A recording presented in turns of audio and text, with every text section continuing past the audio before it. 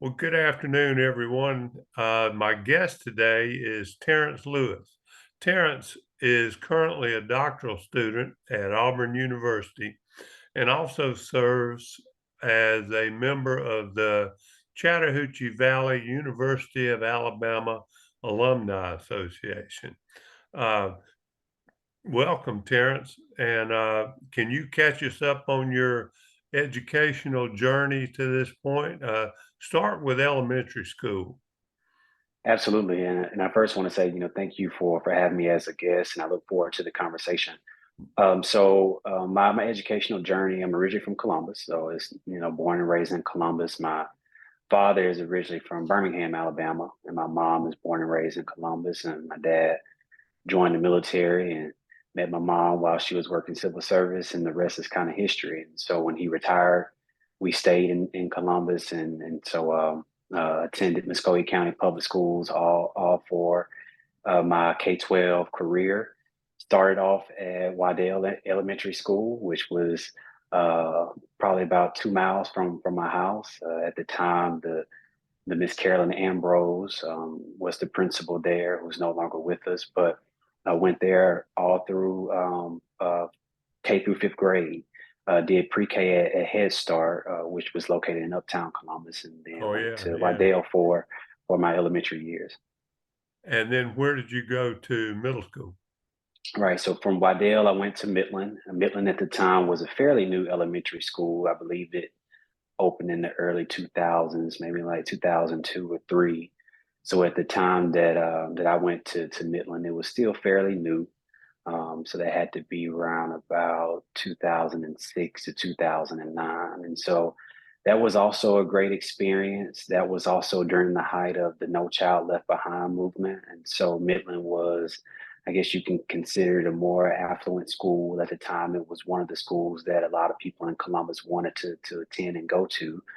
And so we received a lot of students from other schools who were attending schools at the time that were not making AYP as according to the Left Behind legislation. So I say that to say that it was a lot of students who attended Middle School at the time that I was there. I think we were close to 1,200 students, which was extremely large to be a middle school in Columbus Absolutely. at that given time. So, and I went there from sixth grade to eighth grade.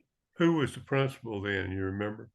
I do. So when I first got there, the principal was James Wilson, Mr. Wilson, and then he transitioned after my first year to become the principal, I believe, of Northside High School. That's correct. Yeah. Yeah, and then after Mr. Wilson was promoted to the principal at Northside High School, Mr. Richard Green became the principal of Midland.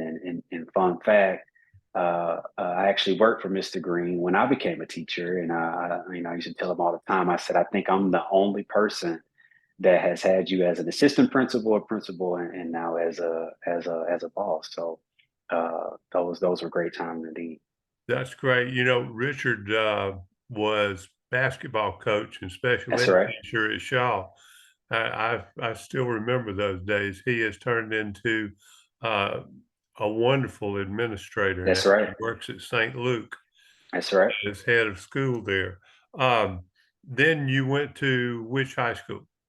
From Midland Middle School, I went to Shaw High School from '09 to 13. And I remember my principals there as well. So my freshman year was actually Dr. Arnold, who I'm speaking with today. And after Dr. Arnold got promoted, I believe you became the superintendent of Pelham, I think. That's correct. Yeah, and then Mr. Barden from Blackman Road became the principal at Shaw High School. And now Mike now is still part of Muskogee County as part of the technology department. Right. Yeah, if I, he hasn't moved. that's one thing that I never would have hoped to do was be a part That's of right. the technology department. I'm pretty much lost with anything beyond just basic computer operation. Uh-huh. Now, you went to the University of Alabama for your undergraduate degree. How did you pick Alabama, or did Alabama pick you? I think it's a little bit of both. And so just short story, I really wanted to attend to Tuskegee University. And Tuskegee University is a historically Black college university, which is located in Tuskegee, Alabama. And so I applied to Tuskegee and I was accepted, but Tuskegee is also a private institution. So therefore, I didn't receive enough financial aid to attend Tuskegee University. I did attend some monies from the university, but it wasn't enough to fit the bill, as my parents would say. And so my parents are actually alums of Troy University, and so they attempted to steer me to Troy, and they took me quite often. And my brother eventually ended up attending Troy as well, but Troy is it's just somewhere I didn't want to go.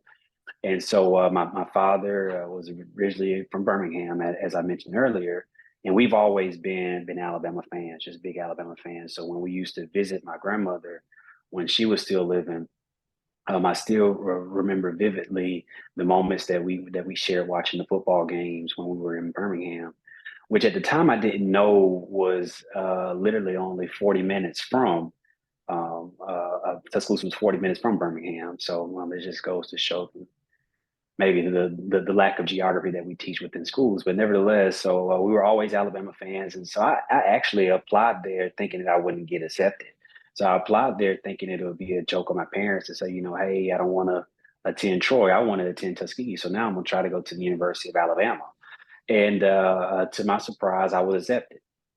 And I do also want to share this. Once I was accepted, my father is retired military, and with him being from Alabama, they have, or I don't know if they still they had, or I don't know if they still have it, a scholarship called the Alabama GI Scholarship. And so, if your parents were from the state of Alabama, then you could attend any public university in Alabama for tuition and books free. And so I was actually fortunate enough to attend the University of Alabama, tuition and books free. And the only time I had to pay was that freshman year, and that was for housing and my meal plan. So I was a RA the other years, and that kind of supplemented the cost of living during my time as a student at the University of Alabama. That sounds almost like a continuation of GI Bill benefits, doesn't it, for sons of and daughters of military That's right. returnees. That's a great program. I was not aware of that. Uh, who was the teacher in your background, Terrence, that influenced you to want to do the same thing? That's right. Well, I'll definitely say two, and I'll start off by saying my high school JRTC instructor probably played the most pivotal role in me becoming a teacher and pursuing a career in education. And so when I first got to Shaw, which was 0910, I was in RTC because I always thought I wanted to join the military. I thought I wanted to follow my father's footsteps and join the military. But he always tried to push me to go the officer route. So I knew I wanted to go to college, but I thought I wanted to be a United States Army officer at the time. And so I can remember my first day in JRTC, and at the time, though the classes were held in the portables. I don't know if they're in the portables anymore. No, they're But not.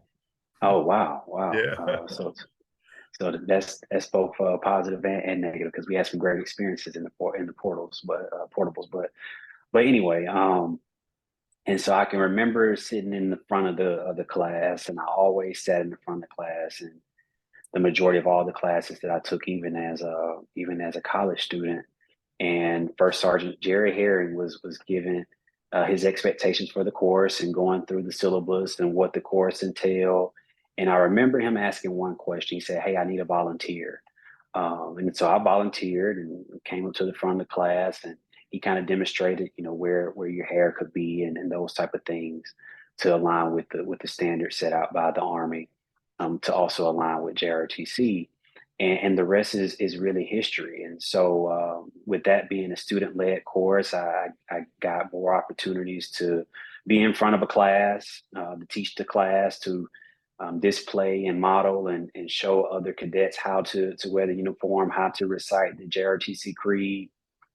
And I thought I was going to join the military. And so, after I thought about it, though, and this was later in college, which I'll get to that, or maybe we'll get to that in the interview. I found out that I really liked leading the class more than I liked the military component of JROTC. And so, therefore, when I got to Alabama, I decided that education was the calling for my life. So, in terms of physical teacher, I would definitely say First Sergeant Jerry Harry played a very critical role in me pursuing a career in education. But I would also say life as a teacher also played a role in me becoming an educator as well. Just some things that I've experienced personally, um, both as an adolescent, throughout my young adulthood, and now are all reasons why, or teachers rather, um, why I became a teacher myself. So I would imagine also that your parents had a lot to do with that. that's right. My parents have been extremely supportive of everything that I've decided to do. And they've instilled in me the value of hard work and then also the value of education. And so, yeah, that definitely played a role in my pursuing a career in education, but also my love and yearn for lifelong learning. That's an important part, important consideration for everybody who wants to go into teaching, because sometimes the minutia of teaching gets in the way and you forget what you're there for. And That's right. as long as you can remember your true purpose and why you're doing what you're doing, and your goal is to help young people and help them find their own track into life, then that'll keep you going through some really tough times. That's Um, right. after you graduated from Alabama, now what was your first job? Yeah. So, if I can, because I mentioned it with the last question, I'll just kind of, if I can, just express a little bit and share a little bit about my journey to teaching at while I was at Alabama. Oh, sure. So when I first got to Alabama, I declared education as my major, and this, the first 2 years is just pretty much the core curriculum. So Correct. you could really do like a general studies for the first 2 years and then decide. But I was back and forth, so I really enjoyed my first history class. But I thought I was going initially thought I was going to teach science, and I came to realize extremely quick that was that was not going to happen. But I really enjoy my history courses. They were extremely large, but I enjoy them. And history was taught in a way that it just wasn't, for many different reasons, taught in high school. And so my first survey class was with Dr. Joshua Rothman at the University of Alabama, and it really pushed me to become, and I guess to adapt to the challenges and the rigor of college. So I had to do a lot of reading and a lot of learning on my own, and outside of the class. And that was something that kind of took some getting used to, as I've always been a pretty studious student when it came to my education. But it really came easy for me, K 12. And so as I read more and learned more about history, I thought I wanted to become a historian. So I declared history as my major, and then I once again thought I wanted to join the military, and so I enrolled in ROTC while I was at the University of Alabama, and I learned quickly that PT was not my thing. Getting up at 4:30, 5 o'clock in the morning for PT was not my thing, and so I dropped it the next day. And so yeah, that my military dreams came to an end very quickly when I got to Alabama. And so I was just like, okay, well, it's going to be between becoming a historian and being an attorney. So I went back and forth between history and pre-law, history and pre-law, history and pre-law. Like, I mean, I think at one point I was changing my major every week, honestly. And so I also joined some organizations, social organizations, while I was at Alabama. And one of the organizations that I joined was the Collegiate 100, which is part of the 100 Black Men of America. And it's a mentoring organization that is designed to provide undergraduates with opportunities to help them persist and graduate throughout their undergraduate careers. And one of the key programs that we had to do as the undergraduate chapter was essentially give back. So what the 100 Black Men, the ARM organization, was doing, we had to essentially do that for the local community. So I volunteered within the local Tuscaloosa community in the middle school. And so it was a middle school there called West Lawn Middle School. And we went every week for 2 hours to volunteer and essentially give back and provide mentoring to the students there. And that's when I solidified that education was what I was essentially born and called to do. And so changed my major probably the first semester of my maybe second semester of my sophomore year, and I've been the education major ever since. And so with my love for teaching education and history, I decided that social studies was the best subject for me to teach. So graduated, student taught at Central High School in Tuscaloosa. And then I thought I was going to join Teach for America. So I applied for Teach for America and was accepted. And for those who might not know what Teach for America is, it's essentially a program that's designed to get undergraduate students who might not have a background in education. So they might have like a math degree or science degree, some other form of liberal arts degree, or maybe even engineering, and to have them teach within, at the time, I don't know what we're calling them now, but they were low income communities and hard to staff schools. And you would teach there for 2 years, and you essentially have the backing of Teach for America for whatever you decided to do, be it go back to law school or go get an MBA, go into ed policy. And so there are both pros and cons to the program. Some proponents would say that Teach for America's ability to ensure that low income communities had teachers was a good thing, but then also the retention of them coming and only teaching for 2 years and then kind of, creating that cycle of in and out, in and out, in and out. Some opponents would say that's not really beneficial to the student or the teacher. And I see both arguments.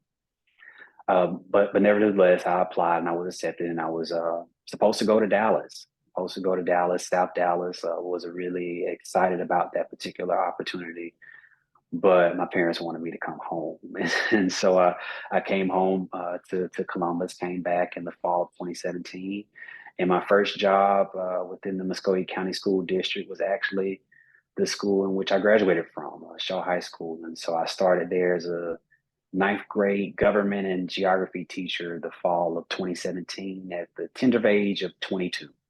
So That's an that's right. education in itself, isn't it? That's right. That's right.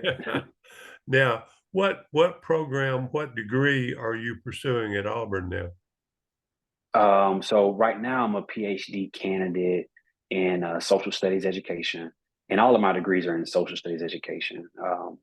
So my bachelor's degree is in social studies education from Alabama, and then while I taught within the Muskogee County School District, I started at Shaw, but then I transitioned to Aaron Cone Middle School my second year, and then I stayed there until I got the opportunity to come to Auburn. But while I was at Aaron Cone, I worked on my master's degree. So I got a master's degree from Columbus State University, and that's also in social studies education.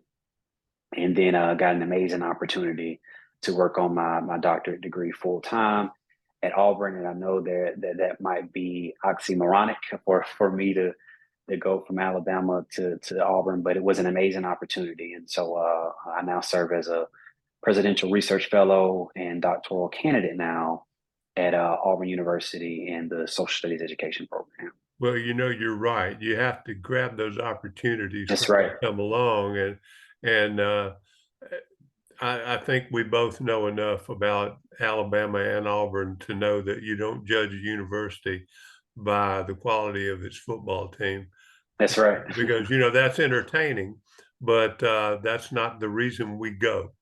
That's right. Yeah. So, what are you going to do? What are your plans once you finish your degree at Auburn? Yes. So I always thought I wanted to be a high school principal. I've always been fascinated with the principalship within itself.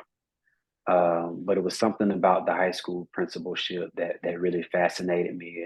And I've never been a principal or an assistant principal for that matter. but it almost seems as if you're almost running like your own organization, be it that you have many different stakeholders between your students, the teachers that you work with, the staff, other staff members that you work with, the parents. But I think I was attracted to the high school principalship given its very closely connectedness to the local community. I think it's extremely hard to be a high school principal without being completely engaged within the local community where the high school sits. And I think that was the part that fascinated me the most. I think that kind of goes back to just my philosophy for education. I believe that it's a collaborative process, and that it takes the students, the parents, the guardians, the community, the teachers, the legislators, and the state legislatures, the federal legislature, working together in order for the true achievement to be maximized for all students. So I think that's what probably attracted me to the principalship on the high school level the most. I always thought that's what I was going to do. And I forgot to mention that I also have an administrative add-on from Albany State University, which is in Albany, Georgia. So I was working toward that particular dream and goal of mine, and then the opportunity to attend Auburn came along, and I think now my goals and dreams have shifted a little bit, just with me kind of being entrenched in research and doing a lot of reading and asking a lot of questions. I think I have deeper questions about education, how we do education, how students perceive what we do, how students are benefit or do not benefit from the work that we do as educators. And so I think I want to go the more research route now. And possibly and hopefully become a renowned researcher within the field of education. That's a great goal, and I think that, as attractive as it might seem, a insofar as administration goes, there's a downside to that also, because like you said, if you're not an integral part of the community, you're probably not gonna be an effective administrator, That's and right. and and sometimes it seems like, the legislature is less than supportive of the local administrators and schools than we feel they should be. Every administrator thinks that they have the answers to education, That's right. but what they discover after a while is that you may have some limited answers to your local situation, but that doesn't necessarily mean it's going to be best for your students. That's right. Yeah, but I will be interested and looking forward to reading some of your research studies in the future. I still keep up a good bit with educational research and find it fascinating that somebody has not only the intellect and intelligence and education to do that sort of work, but that they can discover aspects about education that practitioners in the school building would never ever think of on their own. That's And, right. facts make all the difference in decisions, whether you like it or not. That's right. Yeah. So, And I think to add to that is also important. And I see now that I've been on both sides, the K-12 and now within the higher ed space. There has to be a mending or some type of bridging of I hate to use the word gap, but I'll say disconnect between what we do on the K-12 within the K-12 space and what we do within the higher ed space, and how we can make those two work for each other. And I see both sides, but the theory and practice, and they had their arguments against what might be well stated or well put in theory is not well stated and well put in practice. And I do understand that, but I do also think that practice can benefit from theory, if that makes sense. So just also finding a way to kind of make those conversations a little bit more transparent between both the practitioners within the K-12 space and then the researchers and the practitioners What a within the higher great ed goal. space. It's going to be critical. That's an excellent goal, and you're exactly right. You know, sometimes I think that people on the university level forget that we're dealing with students, with people, and not data points. That's right. And we have to take that human consideration into consideration. Um, well, we could go on and on about That's that, I think, right. but but how do you think education has changed since your days as a middle school or a high school student? Yeah, so I'll talk within my field first, and then kind of broadly. So within the field of social studies, I've definitely seen a shift, a positive shift in the way in which we instructionally do social studies. In the past, social studies was very much so a sit and get, I would classify subject. You sit down, you write, you get the content, and then you kind of regurgitate that on an assessment. And now there are many social studies educators who are engaging students in primary source work, who are having students debate controversial issues, having students discuss current events, discuss how things of the past can help us make informed decisions. So I think instructionally within the field of social studies, things are becoming better. Now, that's not to say there's not more work to be done, because it's extremely difficult to implement new ideas and to implement new things. But the responses that we're receiving, both from the students and then also within the research as it relates to primary source instruction within the social studies, has been extremely significant. And I think a lot of teachers sometimes thinks that it takes a lot of time, and it does, to plan, but I think it saves a lot of time on the back end as it relates to student achievement, and those are results that we're seeing very much so in the research literature. Now, I can't really speak in to any other field in terms of from an instructional standpoint, but within the social studies, I think we're definitely seeing a positive there. Now, a difference that I also think is positive is the different modalities now that we have within the educational space. That's very much so different than when I was a K-12 student, be it that students that might need a more non-traditional modality when it comes to education now has access to that. I know there have also been opponents to virtual schooling, but I think the research would also strongly suggest that students benefit from virtual schooling. Not all students, but students who might need a more non-traditional option. So I think that's also a change, um, for the better. What I would say, that I would hope is different from when I was a student versus now is technology usage is not that much different when you start talking the traditional space. I think we as educational stakeholders, we have dumped the technology advancements into the virtual space. Like that's something that they do in the virtual world. If someone wants to do Zoom schooling or virtual schooling or some other modality that involves technology. And I think we within a traditional space, we haven't um, really uh, snatched on and implemented that to the degree in which I would have liked when I was in school. So that's something that I would say that isn't different.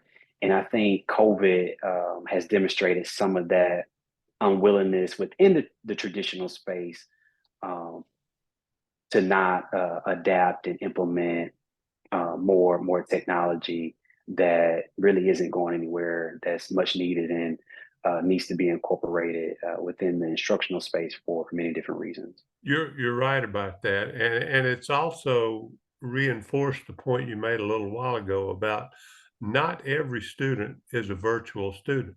That's right. is going to be successful at that virtual education, but some are. So that needs to be an option for them too, but not necessarily a requirement. One of the Right. things I've noticed about education is we become entrenched in this or that or the other, and make determinations that the way we've always done it is the way we Hmm. should continue to do it, and that's rarely the case. It's That's right. hard for educators to adapt, especially to technology, because I've noticed that people under the age of 35 or so are practically digital natives, but Hmm. those of us above that age are not natives and cannot uh, utilize the technology to its greatest benefit for the largest number of people. And that's one of the issues with legislation on the state level, at least, is legislators tend to introduce local solutions as global solutions, and they're That's seldom right. the same. That's right. But I think it's interesting that you've seen that dichotomy there and are gonna explore ways to find a solution, at least parts of a solution, for people in education and for students. Yes, sir. Now, I've seen, one of those initiatives a few years ago in education was everybody must go to college. And I've seen over the last several years a return to what I Hmm. consider normalcy, where some people go to college, some people need to find a trade, some people need to go into business, some people need to, do different things. But this one size fits all stuff That's right. is not a solution for anybody. Have you noticed anything as far as trends return to CTAE classes and their importance? Yeah, I actually have a really good friend, Dr. Tiffany Barney. She opened up a career technology academy within Cobb County in Georgia. One of the more leading, forward-thinking CTAE academies, probably arguably within the nation, but definitely within the state. And they offer different programs such as allied health, nursing, students who want to go in digital design, many different pathways that might not require or a traditional 4-year degree, but might require some type of schooling. And what I've noticed is that her students are actually leaving high school already, eligible for an employment opportunity for with whichever different pathway that the students select. And then in many cases, they're also graduating with college credit. And I know within the state of Georgia, there's been a change regarding how many college courses students can have, before, once they graduate from high school. But I think at one point in time, it was up to 60 hours. So it was some students that she was graduating that were graduating with um, associate degrees and were able to be hireable the next day, that the day, at the day after they graduated. And so I do see a trend returning to CTAE, a very much so needed trend returning to CTAE.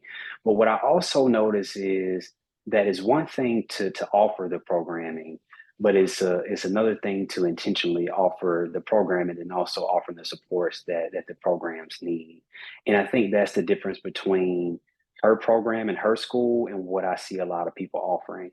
Like I think it's one thing to say, okay, we want to offer this particular pathway just to have the pathway, but it's like, what type of supports are you going to give the students, the teachers, and the administrators in order to make sure that the students are successfully navigating throughout that pathway is going to be critical, I think, as well.